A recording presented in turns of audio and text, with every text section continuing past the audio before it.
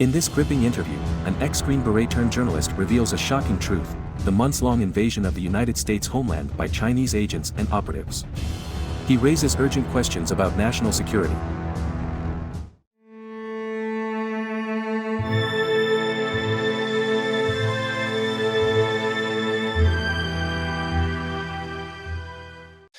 Hi everyone, welcome to the show. Today we have an outstanding guest, Michael Yon, directly from California, right at the border, US and Mexican border. Hi Michael, welcome to the show. Okay, my name is Michael Yon. I'm dressed so casually today because I'm a war correspondent actually, and I'm spending a lot of time on the border. I got in last night after midnight, that sort of thing. So I'm in California right now. I've spent years in various wars, Iraq, Afghanistan, just many. Hong Kong, when that was taken over, I was there. In fact, the police escorted me to the airplane and sent me out of Hong Kong in 2020. And I was there for the fighting, most of the fighting in 2019. Um, so I've studied what's going on for years. For instance, I've written 3 books that are actually only in Japanese about information war. I was just down on Ishigaki Island a few months ago. Ishigaki, of course, for those in Taiwan know where Ishigaki is. It's the closest island to Japan, right? But it's near Senkaku, right? And so I was down there talking with the mayor of Ishigaki about potential conflict with Taiwan and that sort of thing, like the implications for Ishigaki. Of course, they're building a military base on Ishigaki now, Japanese self-defense force. Anyway, I've been a war correspondent for years. I was in the U.S. Army for 5 years in Special Forces, and since that time, my whole life, I've spent more than half of my life overseas, right? In about 90 other countries, including running around China for about a year, India for about a year, Nepal for about a year, Afghanistan for a couple of years, basically 25 countries in Asia, including Taiwan, Hong Kong, of course, Japan, written 2 books that are only in Japanese about Hey, information war. I'm sorry, I three also books, 3 books. Go I ahead. also Go ahead, sir. found going through your highly interesting Twitter feed. I found you also stationed and practiced in Białystok in Poland, right?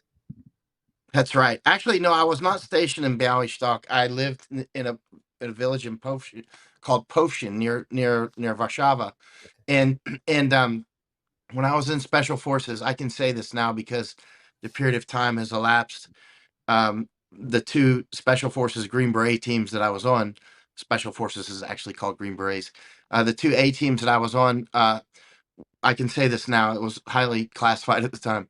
Our mission was to parachute into Poland to help Poland in the case of a serious Soviet invasion through Poland. Of course, there were already Russian troops there, but in different capacities. But so we were to parachute near Białystok, and so I went to German language school, and also I went to a language school for Polish, but it wasn't as intensive as the German one, so I didn't learn Polish as well. But I did live in Poland for 2 years, and I loved Poland. It was interesting because as we were training to parachute into Poland, we had a lot of instruction on Polish culture and the Polish people, and basically saying, whatever you do, even if Polish start to shoot at you, unless they're with Russians, if they're with Russians, you need to shoot back. But if they're just Polish, try not to get into a firefight with them. Try to tell them who you are, that you're Americans, and try to join up with them, because they're your friends and they don't know who you are. They're probably lighting you up. It's chance, of course, they could be working for the Russians or they could be working for the resistance. And so basically, and then after the army, I lived for 2 years in Poland, and so that's Wow. why I'm kind of familiar with that. Let's call it battle space. I love Poland. I want to go back so badly. Actually, I've heard it's going very well now. Yeah, we are doing okay. I have a question regarding your 3 books. Why are they in Japanese, as you mentioned? Only in Japanese. Because I've been studying war for years. Kinetic war, gone off. As you know, as I just explained, I trained extensively to parachute into Poland to help Polish resistance, and we didn't do it. Of course, if we did do that, I probably wouldn't be sitting here, and it would be a different world. But I've found over time that the most serious form of warfare is information war. I mean, the kinetics is sort of, the shootouts and the the ships and all that are obviously incredibly important, but there's another level of warfare that's much higher than that. The PhD level is information war, right? And so I've spent years studying information war around the world, and I recognize how important Japan is for the United States and for the free world. A lot of Japanese don't even get it. Most Japanese have no idea what you're talking about if you say that. But Japan is very important, and they're a key ally to the United States, and to all the free countries of the world. And so, and Japan is under intensive attack by CCP, Chinese Communist Party, when it comes to information war. Like, I've gone to China researching this at some of their museums and reading their books and watching their movies and talking with a lot of the players in different countries. Taiwan, I've gone to Taiwan to research this. Of course, Hong Kong, I was there when they kicked me out in Hong Kong. I was there for 7 months during the fighting, and then I'd been in Hong Kong in the past, and I've traveled extensively around China as well, mainland, for instance, up in Tibet or Shanghai or Beijing or Xi'an, and just a lot of Could you places, tell right? us a bit about Hong Kong? Because mostly I would like to talk about the situation now at the US border. But in Hong Kong, how was it? Because I remember at the beginning, it looked like the government didn't make the decision for a few weeks to move in, to put on their forces into Hong Kong. It looked kind of hopeful. So could you tell me about that moment when this broke down? And also, how did they manage to do it? I don't know. That obviously it wasn't officially Chinese forces, probably dressed as Hong Kongers. How did this go down? That they infiltrated their forces? Because it might maybe happen one day in Taiwan. Well, as you know, Taiwan will be filled with mainland spies. I mean, Yes, everybody yes, will know that. of course. And in Hong Kong, I've spent so much time in Asia. I've spent, what, I don't know, 18, 19 years in Asia in about 25 countries, including about a year running around different parts of China, right? And so uh the Hong Kongers don't even look the same to me as most of the mainlanders. A lot of the mainlanders are a lot taller, for instance, and their facial structures are different. Now, keep in mind, Hong Kong itself has a lot of different little anthropological ecosystems, right? It's not like everybody's Cantonese speaking Hong Kongers. It's much more nuanced than that. There's a lot of human terrain, even in little Hong Kong, and likewise in mainland China and also in Taiwan, right? Um, but uh, some of the police on the Hong Kong police force were really tall, and their facial features were quite different. And sometimes they would blurt out talking with each other in Mandarin. That was suspicious. You know, I mean, because obviously most of the Hong Kong police would be speaking Cantonese, obviously, right? And so there were just a lot of things that just didn't add up. And of course, we know mainland China was pulling out all the stops to take over Hong Kong, but they wanted to do it in a way that was a soft genocide, right? A soft genocide often occurs with weaponized migration. When I say weaponized migration, I don't mean necessarily come with actual weapons.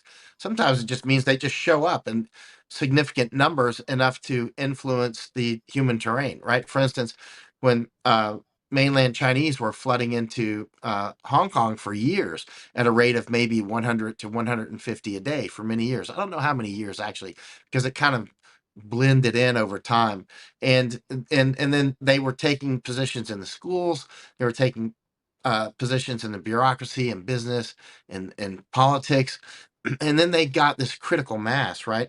And then they were, they wouldn't let people speak Cantonese in some of the stores, or they would mistreat people that spoke Cantonese.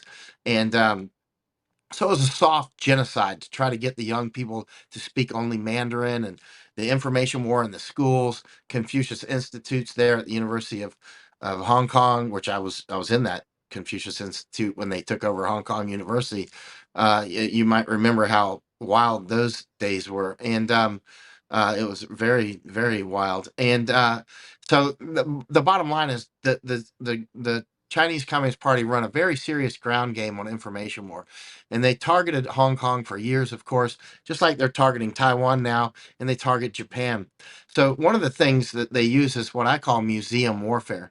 They'll set up museums all over the place, and statues. That's another offshoot of it, statue warfare. They'll set up statues and then get a lot of media for these statues, bring tours of especially with bloggers and media personalities and just personalities. They do tours at these statues. For instance, in Glendale, California, there's a Comfort Women statue, the World War II Comfort Women thing, which is actually a huge information operation, which we could go in. I could literally teach a university course on this. My 3 books focus heavily on that, on their museum warfare and their statue warfare. I've been to Korea researching this. It's amazing what they're doing. The information war is, again, the PhD level of warfare, and that is precedes typically kinetic war or migration war. Like right now in the United States, we're being invaded. I'm out there and I mean invaded. That is the proper term. People that call that conspiracy theory, at this point, I will discount them. They're not serious people, or they've been, let's say, they've taken the jab of the information war and they're infected, right? The bottom line is we're bringing in millions into the United States per year right One now. thing, Go ahead, Trip. because I see those similarities. You mentioned Hong Kong and the influx and preparation. Now the US influx and preparation. Could you tell me again, when was it in Hong Kong? Because I remember exactly there was a time when I actually thought the protesters might even win, but then everything turned around. So could you tell me at this moment, how did this happen? Like, as you're saying, the police was probably already there, but they just kind of waited to strike. How was it in Hong Kong? Then maybe we could discuss it then in the US. Well, I definitely thought there was at least a chance, Yes, or I wouldn't have exactly. gone.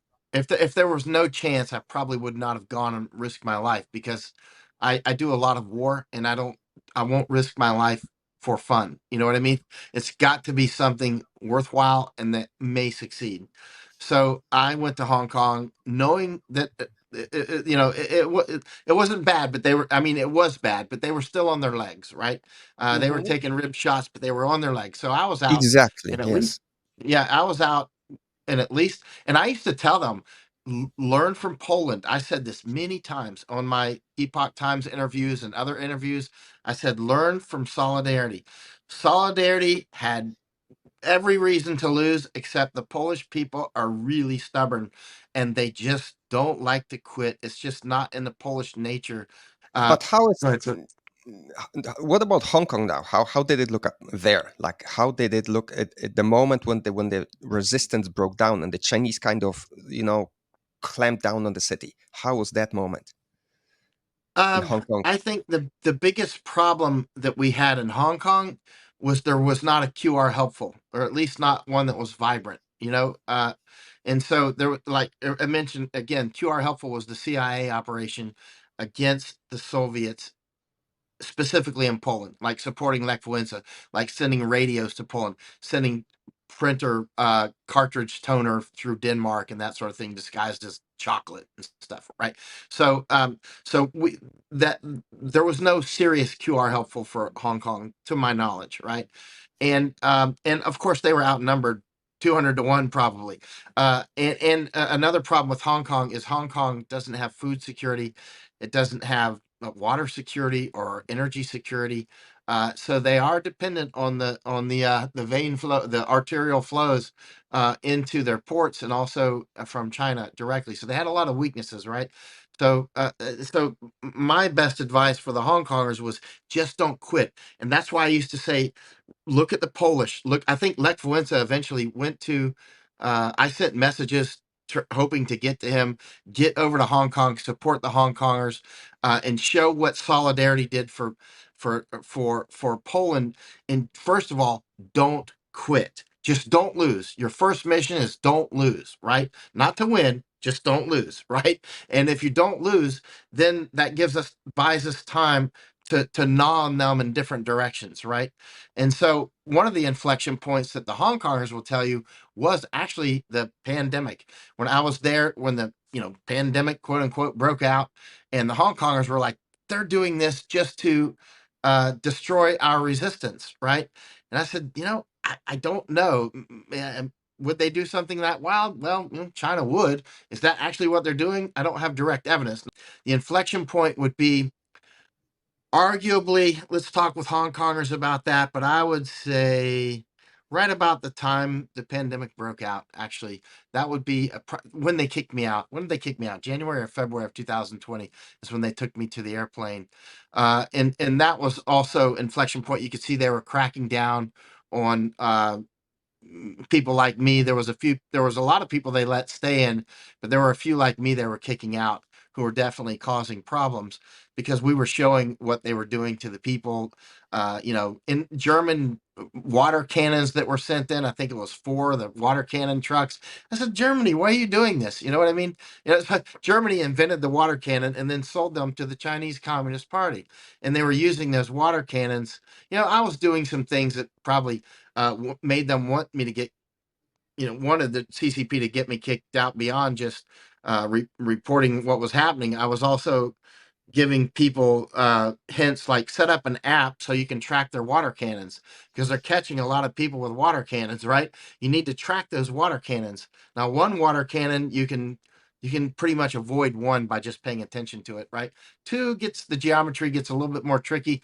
Three, they can get you, and four, I mean, they can hem you in and really capture a lot of people, and they were doing it on a regular basis. So if they got 4 water cannons they bring to one fight, it's probably better to retire from that fight that day, or just move it to another location and block the road so the water cannons can't get through, right?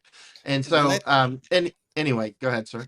Yeah, let's move now to the current situation because that's actually the core of this talk. How does it look like at the border, and why?